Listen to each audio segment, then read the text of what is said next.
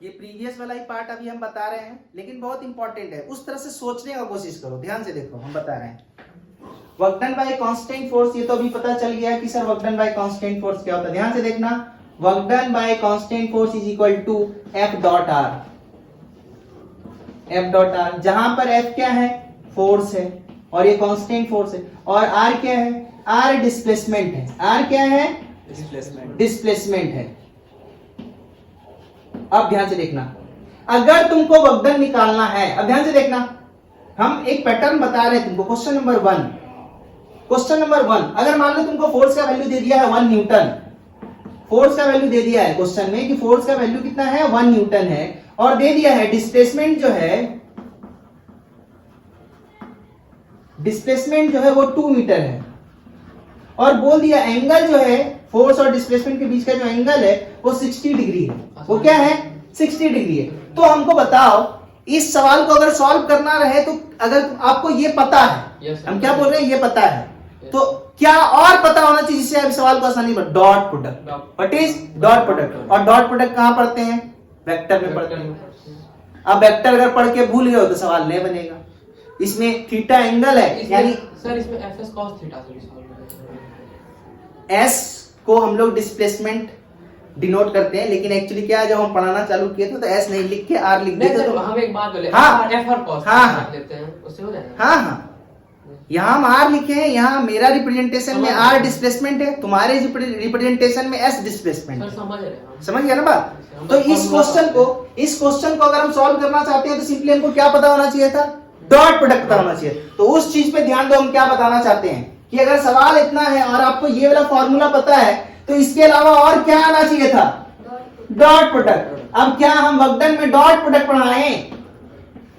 हाँ, पढ़ा सकते हैं हम, तो एक बार में सब कुछ पढ़ा सकते हैं, लेकिन आपको हजम करना पड़ेगा, इसीलिए स्टार्टिंग से पढ़ाया जाता है। तो डॉट प्रोडक्ट आना चाहिए था, ये वाला समझ में आया। अब दूसरा चीज करते हैं। अब ध्यान से देखो, इस क्वेश्चन में क्या, इस तरह से सोचने की कोशिश करो। अगर तुमको वर्क डन का फॉर्मूला पता है, हाँ सर वर्क डन का formula W equal to F dot R, जहां एफ जो है कांस्टेंट फोर्स है, आर जो है डिस्प्लेसमेंट है, और डॉट वाला जो डॉट प्रोडक्ट है, यानी डॉट प्रोडक्ट भी आना चाहिए। तो ये वाला सिचुएशन में क्या, डॉट प्रोडक्ट आना चाहिए। इस फॉर्मूला में वैल्यू पुट करते आंसर आ जाता।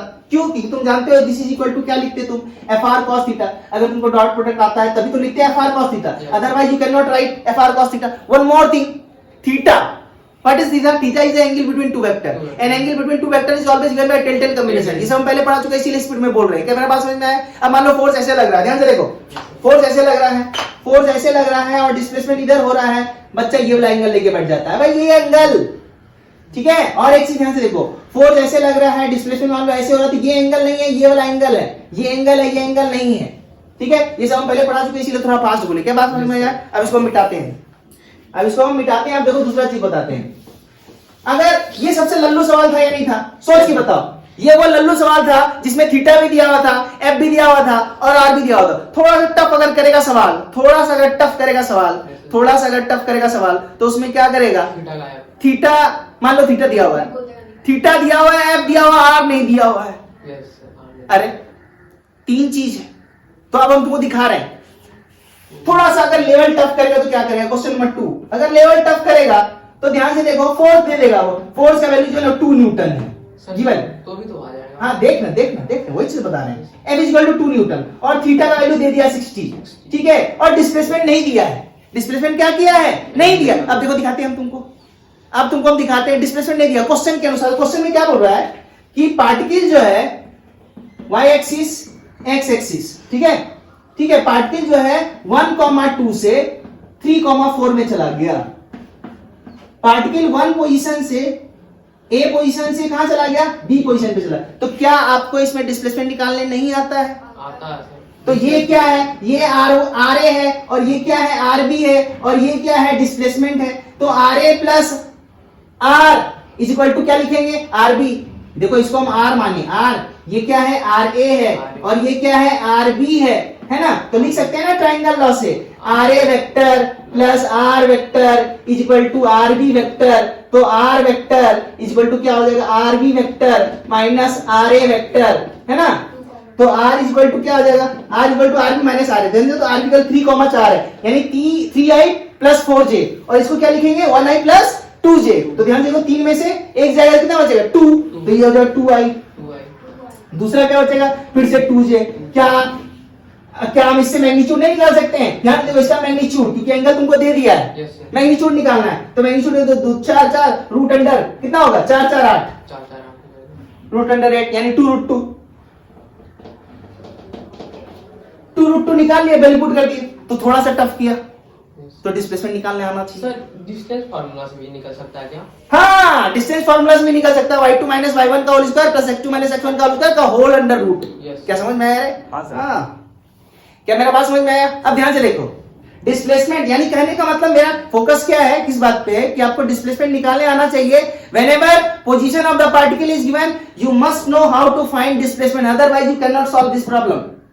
Otherwise you can not solve this problem. क्या मेरा बात समझ में आया? एक लेवल ऊपर बढ़े जिसमें डिस्प्लेसमेंट निकालने के लिए एक और तरीका होता है जिससे डिस्प्लेसमेंट निकाला जाता है। ध्यान से देखो, सपोज करो क्वेश्चन को हम चेंज करें, 4 चाहिए और थीटा यही है, ठीक है? अब ध्यान से देखो, 4 चाहिए, थीटा ये वाला सिचुएशन समझ में आया? अब इसी में हम थोड़ा क्वेश्चन ऐड कर रहे हैं, ये वाला पार्ट वही है नूनू, ये वाला पार्ट वही है, लेकिन अब क्या बोल दिया, जिस मास पे ये फोर्स लग रहा है ना वो 1 kg का है। वो क्या है? 1 kg है। तो क्या आप फोर्स बराबर मास इंटू एक्सेलरेशन होता नहीं जानते हैं? तुमको क्या लगता है कि तुमको वहां एग्जाम में क्वेश्चन आएगा कि लॉज ऑफ मोशन का सवाल है, ये वर्क ऑफ एनर्जी का सवाल है, कि तुमको अपने दिमाग से समझना होगा कि क्या अप्लाई करेंगे, क्या अप्लाई नहीं करेंगे, है ना? तो ध्यान से देखो, अब क्या है, फोर्स का वैल्यू 2 न्यूटन दिया हो, थीटा का वैल्यू कितना दिया हो, 60 दिया हो, और मास का वैल्यू कितना दिया हो, 1 kg दिया हो, और बोल दिया, तुम ध्यान से सुनना, और बोल दिया, वो क्वेश्चन अलग था, डील किए, ये क्वेश्चन में भी दिया हुआ है, फोर्स का वैल्यू दिया हुआ, थीटा का वैल्यू दिया हुआ है, लेकिन डिस्प्लेसमेंट नहीं दिया हुआ है। लेकिन क्या दिया हुआ है कि जिस मास में फोर्स लग रहा है वो 1 kg है। अब ध्यान से देखना, बोल दिया मास जो 1 kg है वो शुरू में x इक्वल टू 0 पर था, और जब फोर्स लगा तो वो x इक्वल टू 0 से x इक्वल टू 3 मीटर में चला गया। बताइए कैसे निकालिएगा डिस्प्लेसमेंट? इस केस में निकालना तो डिस्प्लेसमेंट ही है, तो डिस्प्लेसमेंट निकालने के लिए क्या लगेगा? ध्यान से देखो, फोर्स q न्यूटन का लग रहा है, कांस्टेंट फोर्स लग रहा है, कांस्टेंट फोर्स लग रहा है, मास कांस्टेंट है, तो एक्सेलरेशन भी क्या आएगा नूनू? कांस्टेंट आएगा। कितना आएगा? 2 मीटर पर सेकंड स्क्वायर आएगा। और जब जब एक्सेलरेशन कांस्टेंट होता है, की फार्मूला वैल्यूड होता है, s बराबर ut plus half d square, v square बराबर u square plus 2s, v बराबर u प्लस 80। क्या मेरे पास समझ में है? अच्छा ध्यान से देखो, तो s बराबर ut plus half d square लगा देंगे, s बराबर क्या लगा देंगे, s बराबर ut plus half d square लगा देंगे, और चूंकि इनिशियली क्या था, रेस्ट में था, इनिशियली क्या था, बॉडी रेस्ट में था, तो ये वाला टर्म चला गया, तो हाफ d स्क्वायर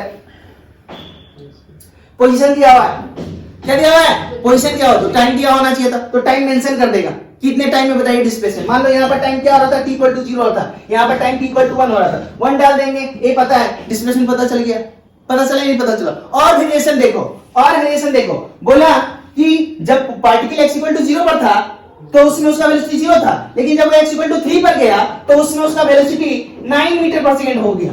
तब ये फॉर्मूला यूज नहीं हो, तो तब कौन सा यूज होगा, तो v square is equal to u square plus 2as। ध्यान से देखो, u 0 है, s दिया हुआ है, a हमको पता है, तो v भी पता है, तो हमको s यहाँ से नहीं पता चलेगा, सॉरी s यहाँ पता नहीं था। ध्यान से देखो, ये चला गया, a पता है, s नहीं है पता, फाइनल वेलोसिटी दिया हुआ है, टाइम दिया हुआ था, तो s बराबर ut plus half d square apply करते, अगर वेलोसिटी मेंशन रहेगा तो s v स्क्वायर बराबर u square plus 2s apply करेंगे।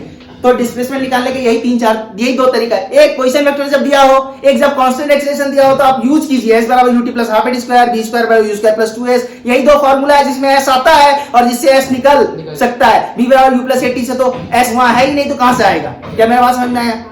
क्या समझ में आया नहीं आया? तो ये सब चीज पहले वाला पढ़ाया नहीं पढ़ाया हुआ, तो यहाँ पर आके हम केवल वर्कडन बताए ना, यहाँ पर आके केवल वर्कडन बताए, डिस्प्लेसमेंट आपको इतना आना चाहिए निकालने के लिए, otherwise you can not solve the problem of work of energy. क्या मेरा बात समझ में आया? आगे बढ़ते हैं, ध्यान से देखो, तो वर्कडन वही है, w equal to f dot r, और जहाँ f क्या है, कांस्टेंट है, r क्या है, डिस्प्लेसमेंट है, और डॉट क्या है, डॉट प्रोडक्ट आना चाहिए भैया, और डिस्प्लेसमेंट निकालने आना चाहिए। डिस्प्लेसमेंट निकालने बताए, यही 3 तरीका है जिससे डिस्प्लेसमेंट निकलता है, बाकी और कोई तरीका नहीं है डिस्प्लेसमेंट निकालने का। Displacement is also given by change in position vector. Displacement is given by change in position vector, and whatever be the magnitude as well as direction of change in position vector, that will be the magnitude as well as direction of the displacement. Displacement is change in position vector. When position vector changes, we get displacement. Isn't it? ये हम सब पढ़ाए थे कहाँ? Kinematics में पढ़ाए थे। तो वहां डिस्टेंस और डिस्प्लेसमेंट था, यहाँ वर्कडन है, इसीलिए डिस्प्लेसमेंट आप पढ़ चुके हैं, इसीलिए डिस्प्लेसमेंट वाला खेल आपको यहाँ पर समझने का जरूरत है। यहाँ तो आपको अप्लाई करना पड़ेगा, सवाल जैसा बोलेगा वैसा करना पड़ेगा, नहीं कीजिएगा नहीं बनेगा सवाल। और अगर वो चीज नहीं आता है तो लगेगा कि बहुत टफ है सवाल, वर्क ऑफ एनर्जी का सवाल, वर्कडन नहीं निकलेगा। अब ध्यान से देखो, पहला केस में बोले सब कुछ दिया हुआ रहेगा, लल्लू सवाल वो कहीं पूछेगा नहीं तुमसे। दूसरा में पूछ सकता है, दूसरा में जेई मेन में पूछ सकता है, क्योंकि डिस्प्लेसमेंट आपको निकालने के लिए हम बताए 99.99% बच्चा जो है ना नहीं समझता जो हम बात बोल रहे हैं। क्या मेरा बात समझ में आया? हम डिस्प्लेसमेंट 3-4 तरीका बताए निकालने के लिए। अब और टफ करेगा तो क्या कर सकता है? और टफ करेगा तो बाबू फोर्स भी नहीं देगा, फोर्स भी निकालना पड़ेगा, डिस्प्लेसमेंट भी निकालना पड़ेगा। देख हम बता देते हैं। देगा सर कौन सा? क्या देगा सर, मतलब क्या देगा जिससे हम निकालेंगे? हम क्या बोल रहे हैं? हम एक लेवल का प्रॉब्लम ये बताए जिसमें फोर्स भी दिया हुआ था, डिस्प्लेसमेंट भी दिया हुआ था और दोनों के बीच का एंगल भी दिया हुआ था, लल्लू प्लस हॉल। दूसरा वाले में क्या बोले कि फोर्स दिया हुआ है, डिस्प्लेसमेंट नहीं दिया हुआ, थीटा दिया हुआ है, तो डिस्प्लेसमेंट तुम निकाले तब ना तुम एफ डॉट आर में पुट करोगे और डिस्प्लेसमेंट निकालोगे, हाँ या ना? हाँ। और हम तुमको बताया कि डिस्प्लेसमेंट आप कितने तरीके से निकाल सकते हैं। तीसरा कंडीशन हम ये बोल रहे हैं, बहुत ज्यादा टफ कर दिया, मेंस का सवाल, एडवांस का सवाल, मेंस का नहीं, ये मेंस लेवल का था, एडवांस का बात करते हैं। एडवांस में सवाल अगर आया और पॉइंट एनर्जी पे तो क्या आएगा? फोर्स भी निकालिए, डिस्प्लेसमेंट भी निकालिए, फिर डॉट प्रोडक्ट भी लीजिए, तब आएगा, नहीं तो ना आएगा। क्या बात समझ में आया? लेकिन उससे पहले हम एक लल्लू वाला साथ बताते हैं तुमको, वो क्या हो रहा है। ध्यान से देखो, जैसे मान लो तुमको एक क्वेश्चन दिया इस तरह से कि फोर्स का value F equal to 2I plus 3J plus 4K है। F equal to 2I plus 3J plus 4K। इस बार फोर्स को हम क्या कर दिए? कांस्टेंट ना देके, कांस्टेंट ही दिए बट तीनों डायरेक्शन में दिए, I में भी दिए, J में भी दिए और K में भी दिए। और मान लो डिस्प्लेसमेंट अभी हम जैसे निकाले थे उस तरह से निकाल लोगे। डिस्प्लेसमेंट जो होगा R इक्वल टू जो होगा वो तुम्हारा क्या हो? Final position vector minus initial position vector करके निकालेंगे हम लोग। और मान लो तुम निकाल लिए और निकाल के मान लो आया तुम्हारा 3I plus 4J plus 6K, मान लो आया, क्योंकि हम तुमको बता दिए डिस्प्लेसमेंट कैसे निकालते हैं। अब मान लो कि फोर्स ऐसे दिया हुआ था, देखो फोर्स को हम चेंज किए, फोर्स ऐसे दे देगा और डिस्प्लेसमेंट तुमको निकालने के लिए बोले थे, निकाल लिए। अब बोलेगा हमको वर्क डन निकालिए, तो हम क्या करेंगे? डॉट प्रोडक्ट लेंगे। तो हमको डॉट प्रोडक्ट में पता होना चाहिए कि सिमिलर वेक्टर का डॉट प्रोडक्ट क्या होता है? 1 होता है। तो I डॉट I 1, तो वर्क डन क्या हो जाएगा यहाँ पर? फटाक से बोल, 2 और 3 6, 3 और 4 12, बहुत कोई 7 बोल रहा होगा, 4 और 6 24, खत्म आंसर। क्या मेरा बात समझ में आया? सर हमको एक चीज समझ आई सर, 3I और 4J और 6K कहां से आया? ये गिवन है। सर गिवन नहीं, गिवन नहीं है। हम तुमको अभी पोजीशन वेक्टर निकालना सिखाए ना, डिस्प्लेसमेंट निकालना सिखाए ना। Yes sir. तो हम क्वेश्चन डिजाइन नहीं किए, हम ऐसे बोल दिए। मान लो कि तुमको डिस्प्लेसमेंट निकालना पड़ता और निकालने के बाद सपोज करो ये आता, ये एज्यूम किए हम। समझ में आया? हाँ, जैसे हम प्रीवियस वाले प्रॉब्लम में जो बताए थे, तो ऐसे भी हो सकता है। अब देखो और इससे ज्यादा वेरिएशन क्या बताए भाई, और एक चीज देखना, ये समझ में आया? और एक लास्ट, उसमें फोर्स भी निकालना पड़ेगा और डिस्प्लेसमेंट भी निकालना पड़ेगा। ध्यान से देख,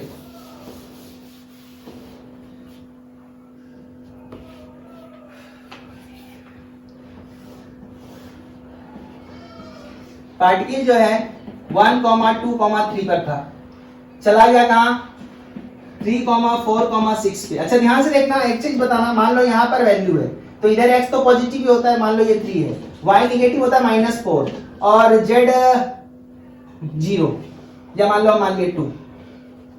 तो जब ये मान लो a मान लिए, ये b मान लिए, ये मान लिए c, यहां पर अगर आप rc लिखिएगा, rc position vector of c, then you will write 3I minus 4J, not 4J, isn't it? Minus 4J plus 2K.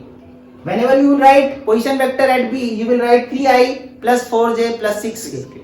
And here I plus 2J plus 3K. क्या मेरा बात समझ में आया? तो बोल रहा है कि एक पार्टिकल है जो कि 3 डायमेंशनल मोशन कर रहा है। क्या कर रहा है? 3 डायमेंशनल मोशन कर रहा है। देख इस तरह से नाच रहा है,